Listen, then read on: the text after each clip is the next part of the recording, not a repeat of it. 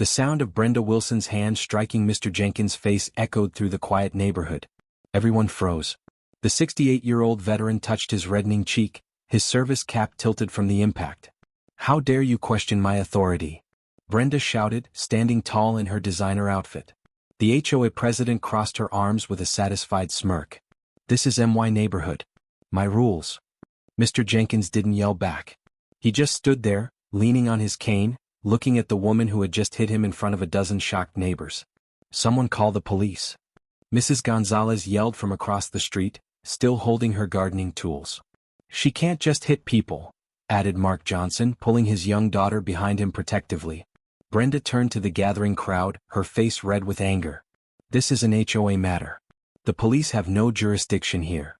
She fixed her designer sunglasses. "I make the decisions in Sunnydale Estates." What she didn't notice was the police car parked just around the corner. Officer Maria Martinez had been finishing paperwork when she heard the commotion. Stepping out of her vehicle, she walked toward the scene. "Ma'am," Officer Martinez called firmly. "Step away from him right now." Brenda spun around, surprised to see a police officer. She quickly regained her composure. "Officer, this is a private community matter. The Homeowners Association." "The Homeowners Association," Officer Martinez cut in, "doesn't have the authority to assault residents." "I saw what happened." "Assault?" Brenda laughed. "That was just discipline. He's breaking our community rules with that eyesore." She pointed at the American flag beside Mr. Jenkins' front door. Officer Martinez's face hardened. "Turn around and put your hands behind your back." "Excuse me?" Brenda's voice went up.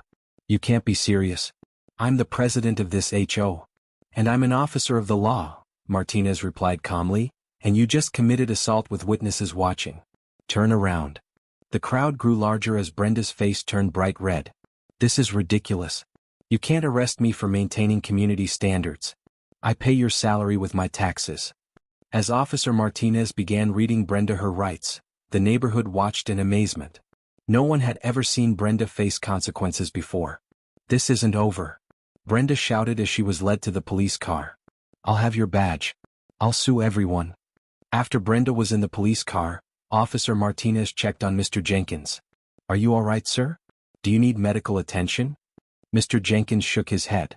"I've been through worse, officer. Thank you for stepping in. Would you like to press charges?" Before he could answer, another police car arrived, followed by a black SUV. A tall man in a suit stepped out, showing his government ID. "Agent Tyler Ramirez, Department of Veterans Affairs," he announced, approaching Mr. Jenkins. "We received an alert about an incident involving a protected veteran."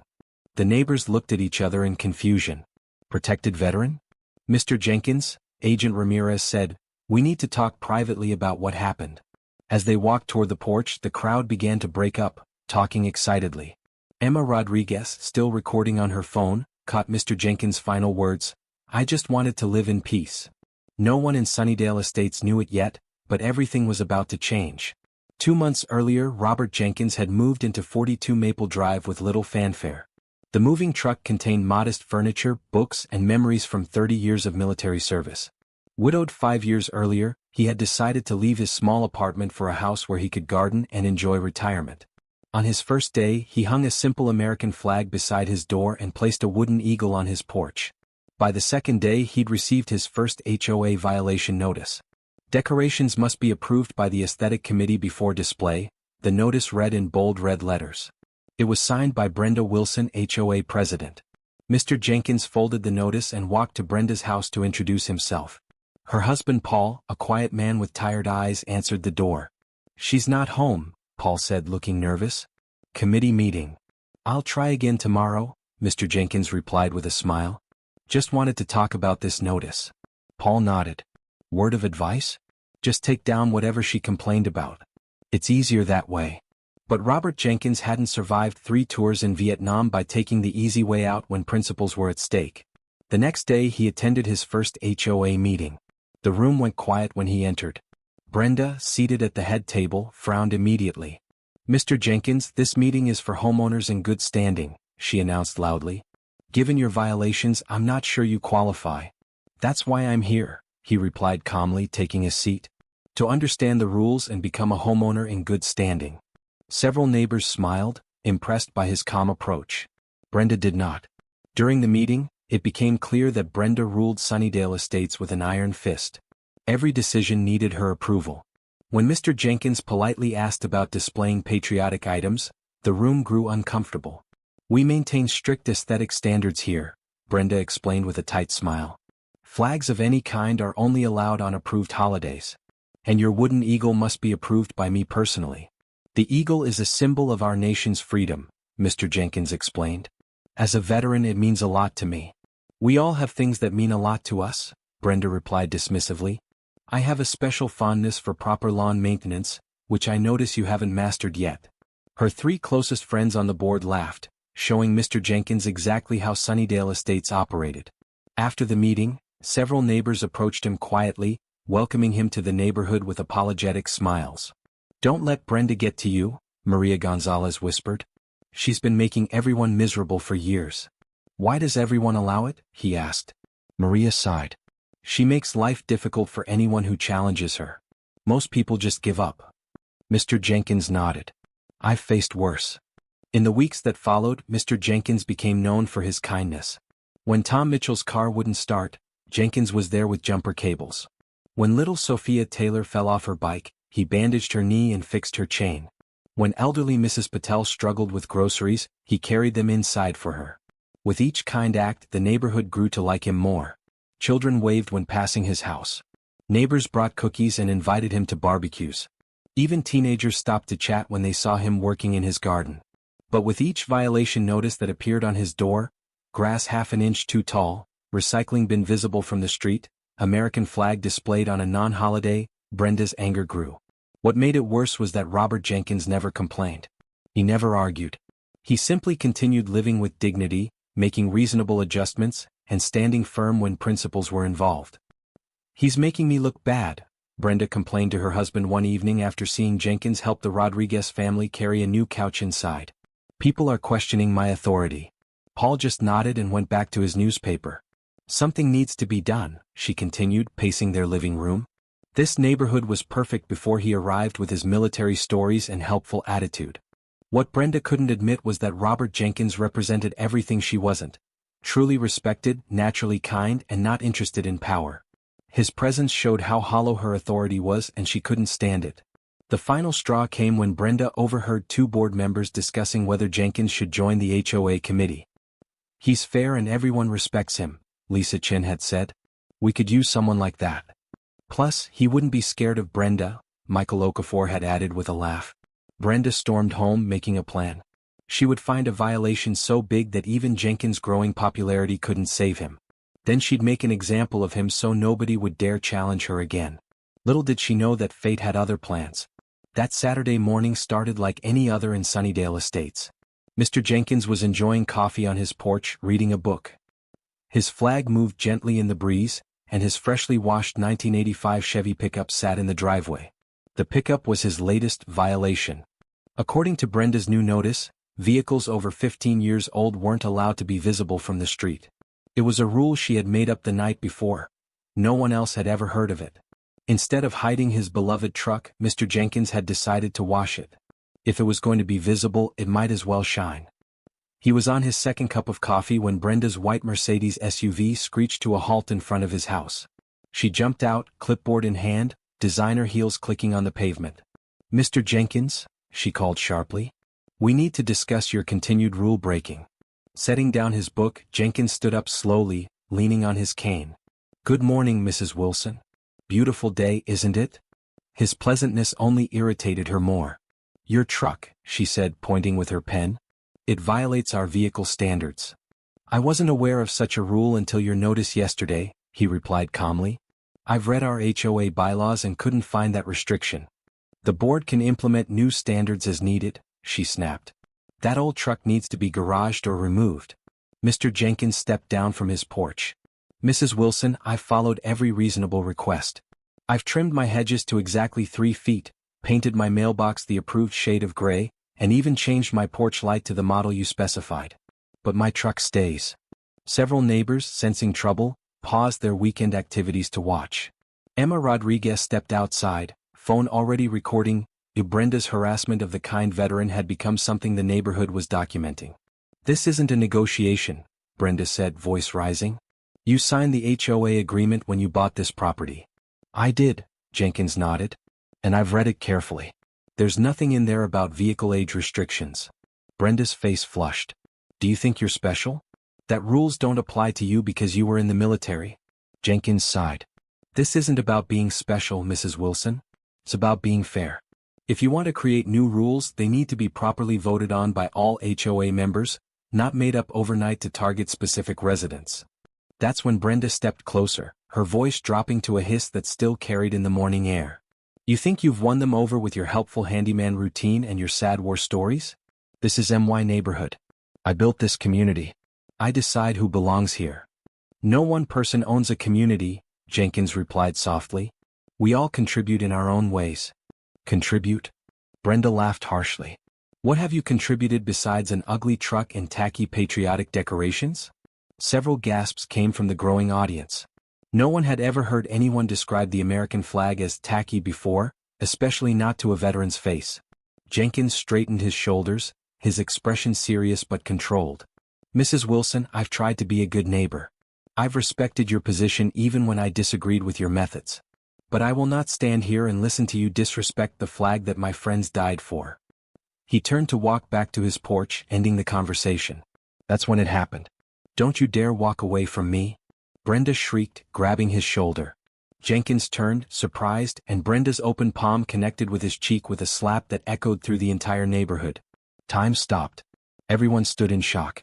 No one moved until Officer Martinez stepped out of her cruiser, her presence as unexpected as the slap itself. At the police station, Brenda sat rigidly in a plastic chair, her designer outfit looking out of place against the gray walls. The handcuffs had been removed, but the humiliation of being fingerprinted and photographed like a criminal had left her fuming. This is unnecessary, she repeated. It was hardly a slap at all. More like a tap. Officer Martinez looked up from her paperwork. The video evidence says otherwise. Not to mention I saw it myself. Video? Brenda's voice rose in alarm. Multiple videos. Several of your neighbors have been documenting your interactions with Mr. Jenkins. Brenda's face paled. They can't do that. It's invasion of privacy. In public spaces, there's no expectation of privacy, Martinez explained. The sidewalk in front of Mr. Jenkins' home is considered public. Before Brenda could protest more, the door opened and a middle-aged man in an expensive suit entered. I'm Jeffrey Williams, Mrs. Wilson's attorney, he announced. Finally, Brenda exhaled. Jeffrey explained to them this is all a misunderstanding. The attorney's tight expression suggested he already understood the situation perfectly. Officer Martinez, I'd like a moment with my client. Once they were alone, Williams wasted no time. Brenda, what were you thinking? Assaulting a decorated veteran? On camera? Decorated? He's just some old man who probably pushed papers in the military, she scoffed. Williams shook his head, opening a folder. I did some quick research after your husband called. Robert Jenkins isn't just any veteran. He's a highly decorated former Special Forces operator with 3 Purple Hearts and a Silver Star. He served in Vietnam and later in classified operations. So? Brenda crossed her arms. So, Williams continued, he's covered under the Veterans Protection Act, which means your assault charges could be federal. Federal? For the first time, genuine concern showed on Brenda's face. That man from the Department of Veterans Affairs isn't here by coincidence. Jenkins has protected status due to his service record. Brenda slumped in her chair, reality finally sinking in. This is all a huge overreaction. It was just a slap. Williams leaned forward. Listen carefully, Brenda. I can probably get the charges reduced, but only if you show genuine remorse and agree to certain conditions. What conditions? She asked suspiciously. A restraining order keeping you away from Jenkins. Resignation from the HOA board. Possibly community service. Resignation? Brenda's voice cracked. But the HOA is mine. I created it. I've run it for 15 years. Would you prefer jail time? Williams asked bluntly. Because that's possible. The color drained from Brenda's face. They can't put me in jail for slapping someone. That's absurd. Assault against a protected veteran with evidence of months of harassment? Yes, they absolutely can. For the first time in her adult life, Brenda Wilson felt powerless. The sensation was almost physically painful. The kingdom she had built, the authority she had wielded, all threatened by one moment of lost control. "What do I need to do?" she asked, her voice barely above a whisper.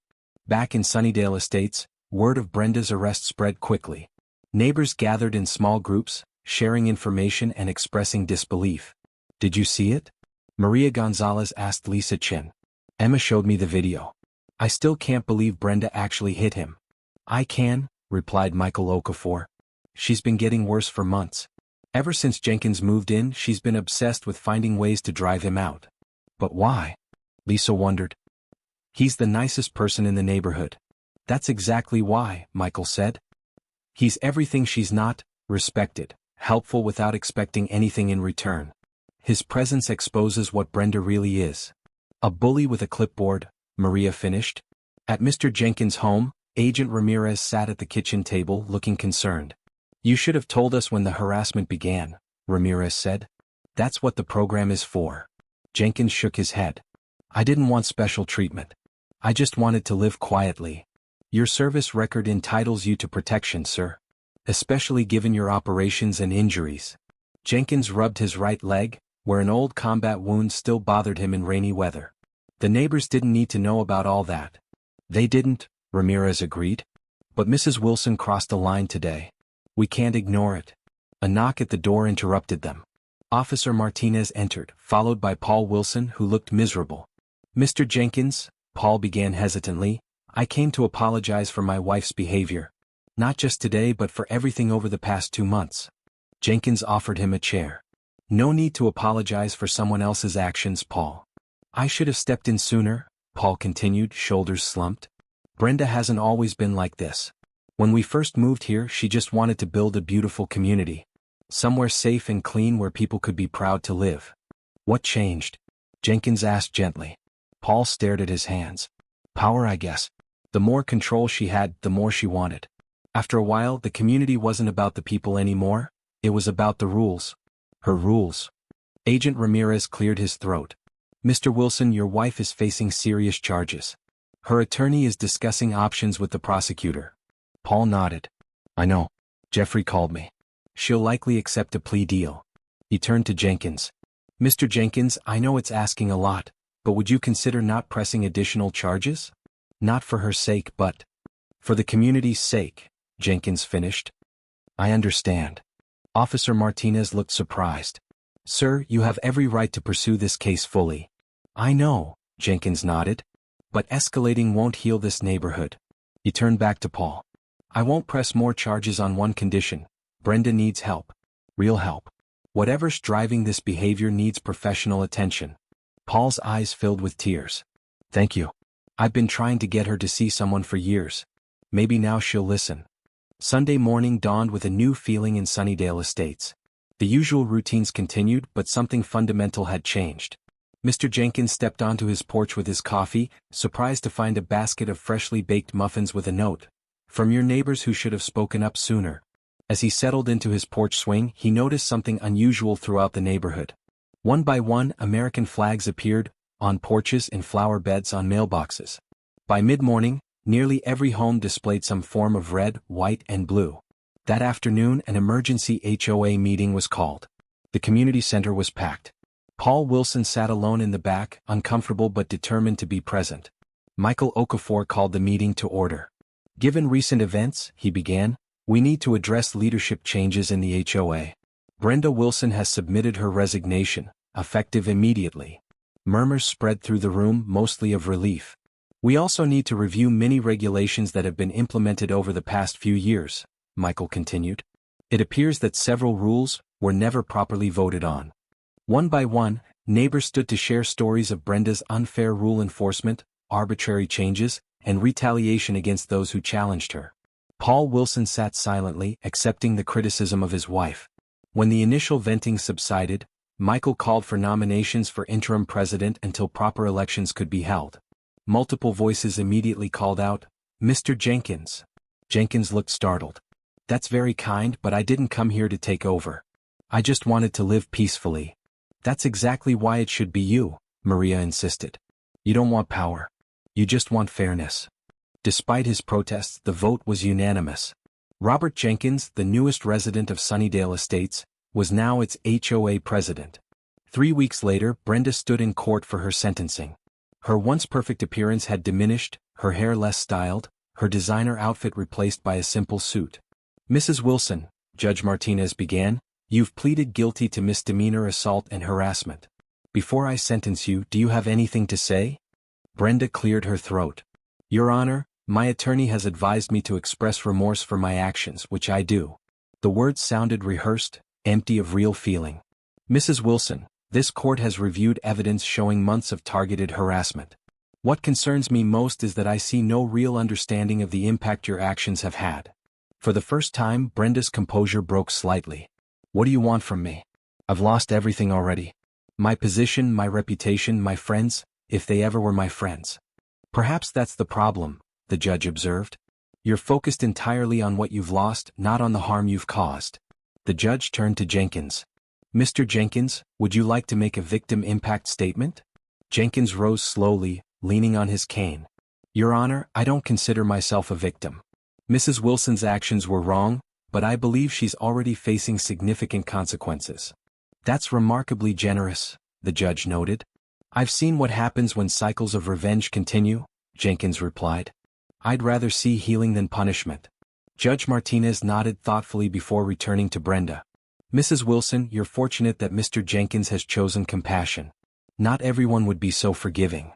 She continued, "I sentence you to 2 years probation, during which you will complete 200 hours of community service with veteran support organizations. You will attend therapy sessions twice weekly for at least 6 months. The restraining order preventing contact with Mr. Jenkins will remain in effect for your probation period." Brenda nodded stiffly.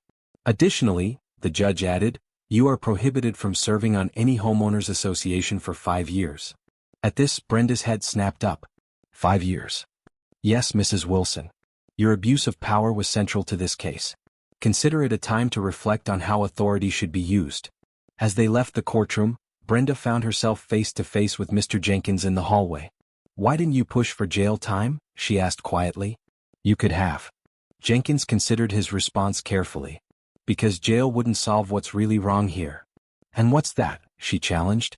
"A community should bring people together, not drive them apart," he said simply. "Rules should protect people, not control them." 6 months later, Sunnydale Estates had transformed. Under Jenkins' leadership, the HOA rulebook had been streamlined from 75 pages to 15. Fines were reduced and now went into a community improvement fund. Most importantly, decisions were made collectively rather than by one person. At the community pool opening for summer, neighbors gathered for a barbecue. Children splashed in the water, teenagers played volleyball, and adults chatted in groups around tables laden with food. Mr. Jenkins sat in the shade, watching with satisfaction. Maria Gonzalez brought him a plate of food. "You've changed this place," she said, sitting beside him. "I never thought Sunnydale could feel like a real community." Jenkins smiled. "I didn't change anything. I just removed the fear." Across the pool area, Paul Wilson approached hesitantly, holding a plate. "Mind if I join you?" Jenkins gestured to an empty chair. "How's Brenda doing?" Paul's expression softened. "Better, actually. The therapy is helping. She's working at the Veterans Center for her community service hours. She'd never admit it, but I think she's learning something there." "That's good to hear," Jenkins nodded.